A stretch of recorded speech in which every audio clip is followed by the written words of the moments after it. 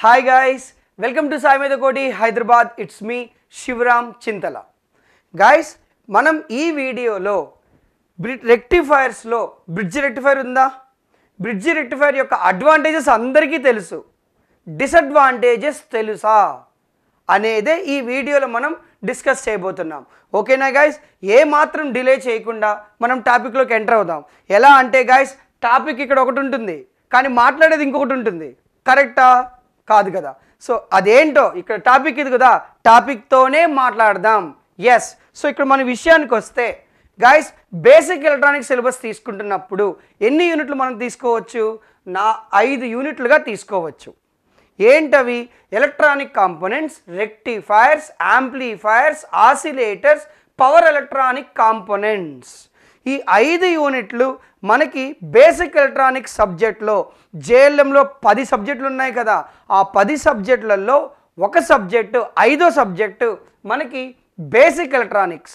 Electronic కాంపోనెంట్స్లో ఏముంటాయి అంటే, electronic components విషయానికి వస్తే దాంట్లో డయోడ్స్ అని, బీజేటీ అని, ఎఫ్ఈటీ అని, మాస్ఫెట్ అని ఎలక్ట్రానిక్ కాంపోనెంట్స్ ఉన్నాయి. అవన్నీ మనం ఇక్కడ చదవాలి. డయోడ్స్, ట్రాన్సిస్టర్స్ అంటే బీజేటీ, ఎఫ్ఈటీ, మాస్ఫెట్, ఇవన్నీ కూడా మనకి ఎలక్ట్రానిక్ డివైసెసే. డయోడ్స్ చదవాలి. డయోడ్స్ అంటే పిఎన్ డయోడ్. పిఎన్ డయోడ్ అంటే గైస్ గుర్తుపెట్టుకోండి, పిఎన్ డయోడ్ నుంచి చదవడం కరెక్టా? కాదు. పి రకం సెమీ కండక్టర్, ఎన్ రకం సెమీ కండక్టర్స్ కూడా చదవాలి. చదివితే ఒక క్లారిటీ ఉంటుంది అంతే. ఎంత టైం పడుతుంది? ఒక అర్ధగంట పడుతుంది, పట్టివ్వండి, ఏం కాదు. అప్పుడు నీకు పిఎన్ డయోడ్ చాలా సాలిడ్గా గుర్తుంటుంది కదా. కాబట్టి గైస్, మీ ఎలక్ట్రానిక్ డివైజెస్లో డయోడ్స్, బీజేటీస్, ఎఫ్ఈటీ, మాస్ఫెట్ ఇవన్నీ చదవాలి. ఎస్ గైస్, ఇవన్నీ చదివితేనే ఈ యూనిట్స్ అన్నీ, మిగతా యూనిట్స్ అన్నీ అర్థమవుతాయి. ఎందుకంటే గైస్, ఇప్పుడు పవర్ ఎలక్ట్రానిక్ కాంపోనెంట్స్లో ఐజీబీటీ అని ఉంది కదా, ఐజీబీటీ మీకు అర్థం అవ్వాలంటే మాస్ఫెట్ నీకు వచ్చి ఉండాలి. డైరెక్ట్గా ఐజీబీటీ నీకు అర్థం కాదు. మాస్ఫెట్ వచ్చింటే ఐజీబీటీ టఫ్ ఫట్ ఫట్ ఫట్ అని చదువుతావు.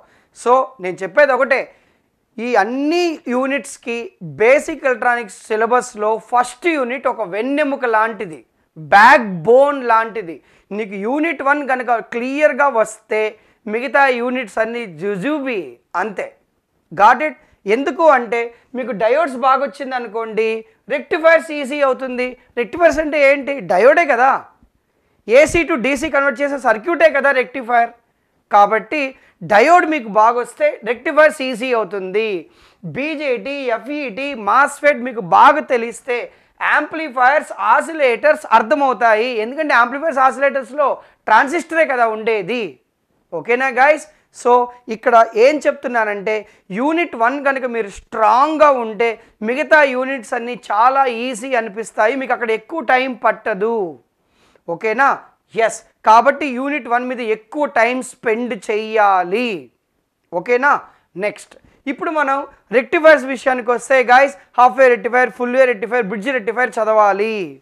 దాంతోపాటు ఫిల్టర్స్ కూడా చదవాలి. దాంతోపాటు రెగ్యులేటర్ అంటే జీనార్ డయోడ్ కూడా చదవాలి.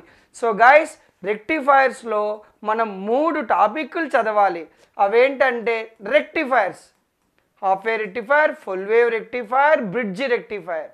వాటితో పాటు ఫిల్టర్స్ చదవాలి. జీనార్ డయోడ్ అంటే వోల్టేజ్ రెగ్యులేటర్ చదవాలి.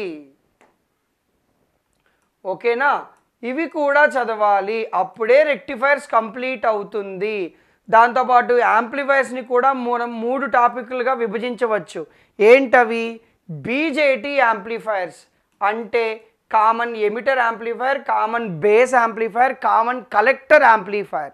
వాటితో పాటు మల్టీ స్టేజ్ యాంప్లిఫైర్స్ అని, పవర్ యాంప్లిఫైర్స్ అని, ఇవన్నీ కూడా చదవాలి. అప్పుడే మీరు యాంప్లిఫైర్స్కి న్యాయం చేసినట్లు అవుతుంది. ఓన్లీ కేవలం common emitter, common base, common collector అని చదివారనుకోండి, అవ్వదు, వర్కౌట్ అవ్వదు. గుర్తుపెట్టుకోండి, ఇవన్నీ చదవాలి. దాంతోపాటు మనం ఆసిలేటర్స్ విషయానికి వస్తే ఆసిలేటర్స్లో మనకి పాజిటివ్ ఫీడ్బ్యాక్ అండ్ సర్క్యూట్లు ఉంటాయి, నెగిటివ్ ఫీడ్బ్యాక్ సర్క్యూట్లు కూడా ఉంటాయి. పాజిటివ్ ఫీడ్బ్యాక్ సర్క్యూట్స్ అంటే ఆసిలేటర్స్, నెగిటివ్ ఫీడ్బ్యాక్ అంటే యాంప్లిఫైయర్స్, అంటే voltage series, voltage shunt, current series, current shunt అని యాంప్లిఫైయర్స్ ఉన్నాయి. ఈ రెండు కూడా చదవాలి. ఆసిలేటర్స్లో ఏంటంటే నెగిటివ్ ఫీడ్బ్యాక్ సర్క్యూట్స్ చదవాలి, పాజిటివ్ ఫీడ్బ్యాక్ సర్క్యూట్స్ కూడా చదవాలి. గుర్తుంచుకోండి, ఆసిలేటర్లో ఏ ఫీడ్బ్యాక్ ఉంటుంది అనే క్వశ్చన్ 2-3 సార్లు అడుగున్నారు JLM ప్రీవియస్ క్వశ్చన్ పేపర్స్లో. ఓకేనా? నెక్స్ట్ ఫైనల్గా power electronic components. Power electronic కాంపోనెంట్స్లో మీరు ఖచ్చితంగా చదవాల్సింది SCR, దాంతోపాటు డయాక్, ట్రయాక్ కూడా చదవాలి. వీలైతే IGBT చదవడం కూడా మంచిదే, కానీ ఇవైతే ఖచ్చితంగా చదివి వీటి యొక్క అప్లికేషన్స్ కూడా చదవాలి.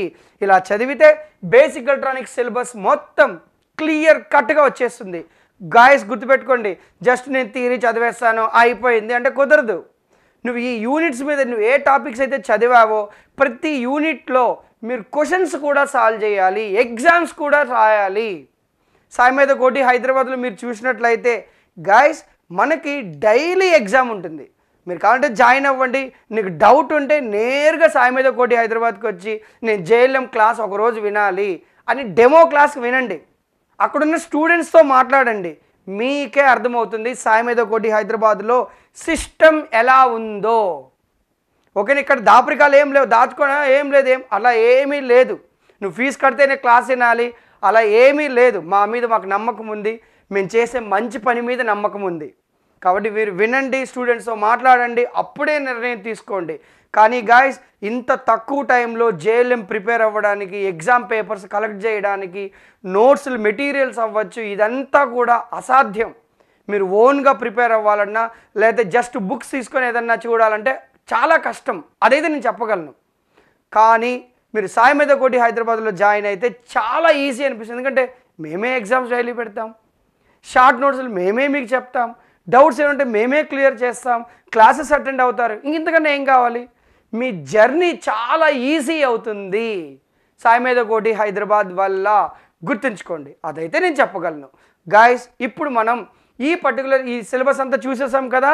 నెక్స్ట్ కమన్ టాపిక్లోకి ఎంటర్ అవుదాం. ఏంటి మన టాపిక్? బ్రిడ్జ్ రెక్టిఫైర్లో డిసడ్వాంటేజెస్ మీకు తెలుసా? సార్ నాకు ఫుల్లీ రెక్టిఫైర్ డిసడ్వాంటేజెస్ తెలుసు సార్, ఇంకోటి బ్రిడ్జ్ రెక్టిఫైర్ బెస్ట్ కదా సార్. అవునా? సరే, కానీ వీడియో అది కాదు కదా, మాకు బ్రిడ్జ్ రెక్టిఫైర్ డిసడ్వాంటేజెస్ కావాలి.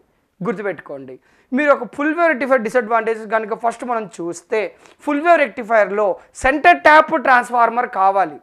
సెంటర్ ట్యాప్ ట్రాన్స్ఫార్మర్ యొక్క కన్స్ట్రక్షన్ డిఫరెంట్గా ఉంటుంది కాబట్టి సెంటర్ ట్యాప్ ట్రాన్స్ఫార్మర్ చాలా కాస్ట్లీ. అందుకే మాకొద్దు బాబోయ్ అని ఫుల్ వేవ్ రెక్టిఫైర్ నుంచి మనం బ్రిడ్జ్ రెక్టిఫైర్కి వెళ్ళిపోయాం. ఎందుకు అంటే ఫుల్ వేవ్ రెక్టిఫైర్లో మనకి ట్రాన్స్ఫార్మర్ అవసరం. గుర్తుంచుకోండి, సారీ గైస్, ట్రాన్స్ఫార్మర్ కాదండోయ్, సెంటర్ ట్యాప్డ్ ట్రాన్స్ఫార్మర్. ఓకేనా? సో ఇప్పుడు ఈ ఫుల్ వేవ్ రెక్టిఫైర్ సరిపోదు కాబట్టి బ్రిడ్జ్ రెక్టిఫైర్కి వచ్చాం. ఇంకా PIV అనేది, పీక్ ఇన్వర్స్ వోల్టేజ్ అనేది ఫుల్ వేవ్ రెక్టిఫైర్లో చాలా ఎక్కువ ఉంటుంది, 2 VM ఉంటుంది. PIV ఎక్కువగా ఉన్న రెక్టిఫైర్ ఏది అని అడిగితే ఫుల్ వేవ్ రెక్టిఫైరే చెప్పాలి. సో అందువల్ల అది మనకి సెట్ కావట్లేదు కాబట్టి మళ్ళీ మనం బ్రిడ్జ్ రెక్టిఫైర్కి వచ్చేసాం. మీరు ట్రాన్స్ఫార్మర్ యూటిలైజేషన్ ఫ్యాక్టర్ TUFని గమనిస్తే ఫుల్ వేవ్ రెక్టిఫైర్లో మీకు 0.69 ఉంటుంది, కానీ బ్రిడ్జ్ రెక్టిఫైర్లో TUF 0.81 ఉంటుంది. దాన్ని బట్టి ఇంక మీరే అర్థం చేసుకోండి. TUF విషయంలో, PIV విషయంలో, ఇంకా మనకి అంటే కాస్ట్ విషయంలో, ఈ మూడింటి విషయాల్లో మనకి ఫుల్ వేవ్ రెక్టిఫైర్ సెట్ కాదు. నాకు సెట్ కాదులే, ఓకే లైట్ తీసుకుందాం అన్నట్టని మనం బ్రిడ్జ్ రెక్టిఫైర్కి వెళ్ళాం కదా. బ్రిడ్జ్ రెక్టిఫైర్లో అడ్వాంటేజెస్ ఉన్నాయి, ఎస్. ఇక్కడ దాబరికాలు ఏం లేవు. బ్రిడ్జ్ రెక్టిఫైర్లో అడ్వాంటేజెస్ ఉన్నాయి. PIV తక్కువ ఉంటుంది, సెంటర్ ట్యాప్ ట్రాన్స్ఫార్మర్ అవసరం లేదు, మరి అది చాలా అంటే కాబట్టి కాస్ట్లీ తక్కువ ఉంటుంది, అంటే మనకి తక్కువ ధరకి లభిస్తుంది. అదేవిధంగా TUF కూడా ఎక్కువ ఉంటుంది, 0.81 ఉంటుంది. కానీ గాయస్ ఇక్కడ అతి పెద్ద ట్విస్ట్ ఏంటంటే బ్రిడ్జ్ రెక్టిఫైర్లో పాజిటివ్ హాఫ్ సైకిల్కి కానీ నెగిటివ్ హాఫ్ సైకిల్కి కానీ 2 డయోడ్లు ఆన్ అవుతాయి. చూడండి, ఇదే పాయింట్, ఇదే డిసడ్వాంటేజ్. 2 డయోడ్లు ఆన్ అవుతాయి అంటే ఒక డయోడ్ ఆన్ అవ్వాలంటే మనం VI CAT6లో ఎలా చదివాం? ఒక డయోడ్ ఆన్ అవ్వాలంటే V గామా 0.7 వోల్ట్స్ తరువాతే, అంటే మనం ఇచ్చే వోల్టేజ్ 0.7 వోల్ట్స్ కన్నా ఎక్కువ ఇచ్చినప్పుడే కదా డయోడ్ ఆన్ అయ్యేది. అంతకన్నా తక్కువ ఉంటే డయోడ్ ఆన్ అవుతుందా? ఆన్ అవ్వదు. కాబట్టి ఇక్కడ మీకు ఒక వోల్టేజ్ 0.7 వోల్ట్స్ కన్నా ఎక్కువ ఇస్తేనే కదా ఆన్ అయ్యేది. అదే మీరు బ్రిడ్జ్ రెక్టిఫైర్ తీసుకుంటే 2 డయోడ్లు ఆన్ అవుతాయి.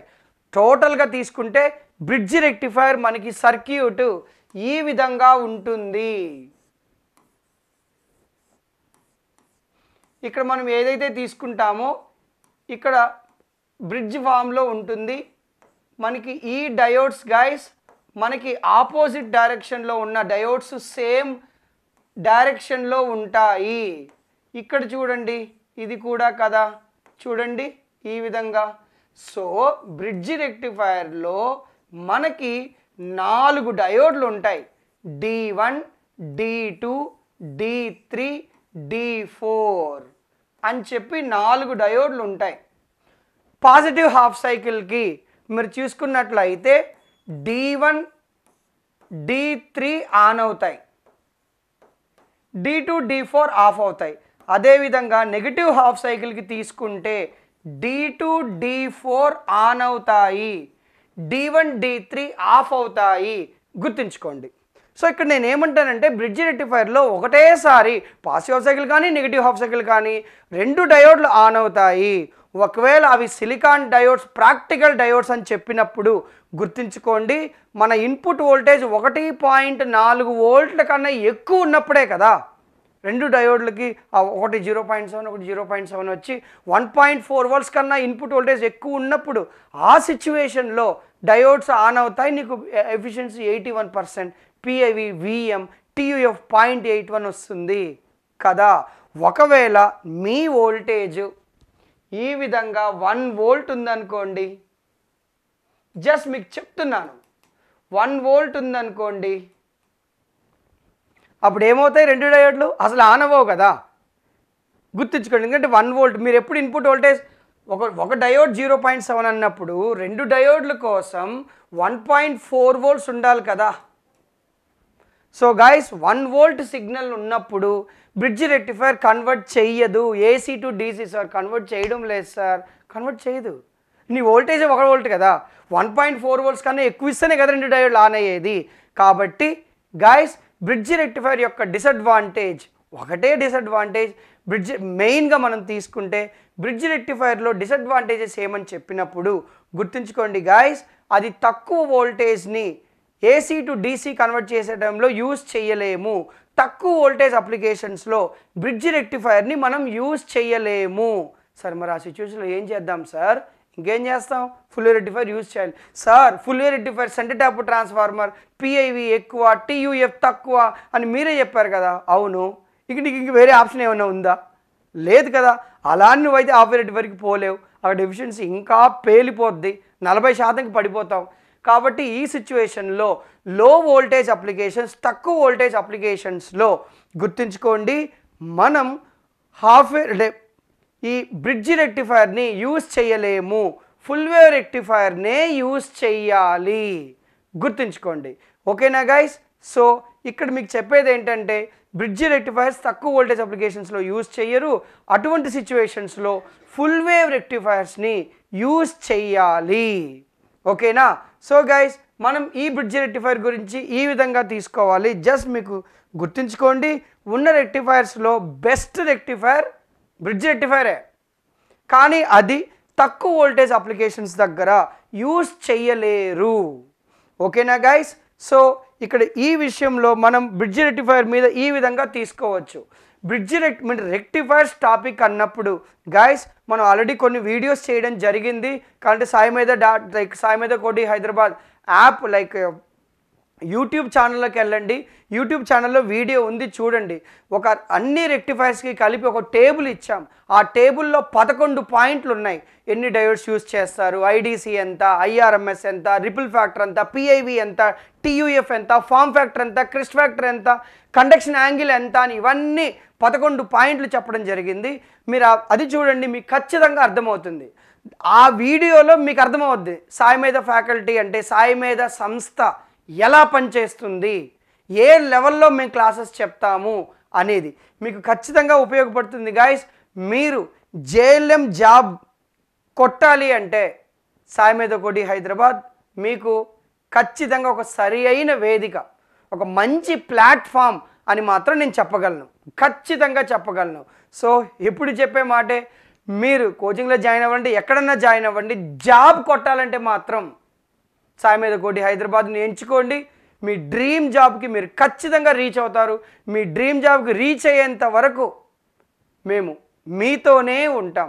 ఎందుకు అంటే గాయస్, ఈ క్లాసెస్లో ప్రతిరోజు క్లాస్లో షార్ట్ నోట్స్ ఇవ్వడం జరుగుతుంది. అంటే 4 గంటల class, suppose morning class 9 to 1, 9 to 12 ఏదో జరిగింది అనుకోండి. ఆ క్లాస్లో చెప్పింది అంతా 12 to 12:30 ఏదంతా మీకు షార్ట్ నోట్స్ ఇవ్వడం జరుగుతుంది. దాని తర్వాత ఆ టాపిక్స్ మీద ఎగ్జామ్ పెట్టడం జరుగుతుంది. ఆ ఎగ్జామ్ పేపర్ డిస్కస్ చేయడం జరుగుతుంది. ఎగ్జామ్లో టాప్ వచ్చిన వాళ్ళకి లైక్ బుక్స్ కానీ వాళ్ళని ఎంకరేజ్ చేయడానికి బుక్స్ ఇవ్వడం కూడా జరిగింది. గాయస్ ఎంతోమంది మీరు అనుకోవచ్చు, ఆ బుక్ సార్, పెన్ను సార్ నేను కొనుక్కుంటాను సార్, బుక్ దేముంది సార్ అని కాదు. అక్కడ బుక్ పెన్ను ఇంపార్టెంట్ కాదు. అతన్ని డయాస్ మీదకి పిలిచి అతనికి ఇస్తాం కదా, అది చాలా మోటివేషన్ లాగా పనిచేస్తుంది. అరే నేను చేయగలను అని తను ఫీల్ అవుతాడు. కింద కూర్చుని అతను కూడా అరే నేను కూడా ఎప్పుడన్నా ఒక్కసారైనా వెళ్ళి డయాస్ మీద వెళ్ళి ప్రైజ్ తీసుకోవాలరా, అతనికి మోటివేషన్ ఉంటుంది. సో మీరు ఆఫ్లైన్ క్లాసెస్లో జాయిన్ అయితే మీరు ఒక దాదాపుగా 80 మంది 100 మంది ఉన్న జేఎల్ఎం ఆస్పిరెంట్స్ మధ్యలో మీరు ఉంటారు. అప్పుడు ఆటోమేటిక్గా మీరు చదువుతారు. మీరు చదవాల్సిన పని లేదు. వాళ్ళు చదువుతున్నారు, అరే బాబు ఇంతమంది చదువుతున్నారా, నేను కూడా చదవాల్సిందే అని అనుకుంటావు గాయస్. కాబట్టి ఖచ్చితంగా ఒంటరిగా ప్రిపేర్ అవ్వడం కంటే లైక్ మనకి ఈ సాయి మేధ కోటి హైదరాబాద్లో మీరు జాయిన్ అయితే మీకు ఆ జర్నీ ఎంతగానో ఉపయోగపడుతుంది. ఇక్కడ సిస్టమ్ అలా ఉంది. మిమ్మల్ని కేవలం జేఎల్ఎంకి ఎగ్జామ్కి మాత్రమే మిమ్మల్ని ఇక్కడ ప్రిపేర్ చేయం, మిమ్మల్ని ట్రైన్ చేస్తాం. ఎలా ట్రైన్ చేస్తామంటే ఎటువంటి సిచ్యువేషన్లో అయినా సరే మనం ఎలా బిహేవ్ చేయాలి. ఎందుకంటే గాయస్ గుర్తుపెట్టుకోండి, మన జీవితాల్లో 10% మాత్రమే మనకేం జరిగిందో అది మన జీవితం మీద ప్రభావితం చూపిస్తుంది. కానీ మిగతా 90% మనకి జరిగిన 10%కి మనం ఎలా రియాక్ట్ అవుతాం, మనం ఎలా రెస్పాండ్ అవుతాం అనేదే మన జీవితం. సో మీకు ఆ మైండ్ సెట్ కూడా మారుతుంది. ఎందుకంటే ఒక్కసారి సాయి మేధ కోటి హైదరాబాద్కి రండి, మీకే అర్థమవుతుంది ఇక్కడ సిస్టమ్ అలా ఉంది. ఓకేనా గైస్? సో నేను మీకు చెప్పేది ఒకటే, సాయి మేధ కోటి హైదరాబాద్ మీకు ఖచ్చితంగా హెల్ప్ చేస్తుంది, ఖచ్చితంగా మీకు తోడవుతుంది మీ విజయానికి, మీ జేఎల్ఎం డ్రీమ్ జాబ్కి ల్యాండ్ అవ్వడానికి. ఓకేనా? saimedha.in యాప్ డౌన్లోడ్ చేసుకోండి. ఎవరైతే దూర ప్రాంతాల్లో ఉన్నారో వాళ్ళకి హైదరాబాద్ రావడానికి కుదరకపోతే ఆన్లైన్ బ్యాచ్ కూడా ఉంది. ఆన్లైన్లో మీరు యాప్ డౌన్లోడ్ చేసుకొని మీరు రిజిస్టర్ అయ్యి కోర్స్ తీసుకుంటే మీకు ఆన్లైన్లో కంటెంట్ కూడా ఎక్సలెంట్గా ఏమాత్రం ఆఫ్లైన్కి తీసిపోకుండా ఆన్లైన్ కూడా ఉంది. ఎందుకంటే ఎవరైనా పార్ట్ టైం జాబ్ చేసుకునే వాళ్ళకి వీళ్ళకి ఖచ్చితంగా ఆన్లైన్ కూడా హెల్ప్ అవుతుంది గైస్. మీరు ఆన్లైన్లో కూడా చూడండి, ఇక్కడ కిందన్న నెంబర్స్ని కాంటాక్ట్ చేయండి గైస్. ఖచ్చితంగా ఈ saimedha.in యాప్ మీకు ఎంతగానో ఉపయోగపడుతుంది. ఎందుకంటే మమ్మల్ని ముందుకు నడిపిస్తున్న JC Rudrapati sir and Shashikanth sir system ఇలా ఉంది కాబట్టి. ఓకేనా గైస్? సో ఇది ఈ వీడియోలో. మరి ఇంకొక వీడియోలో ఇంకొక కంటెంట్తో మిమ్మల్ని కలుద్దాం. అంతవరకు this is Sivaram signing off. Jai Hind. Sai మేధ కోటి హైదరాబాద్.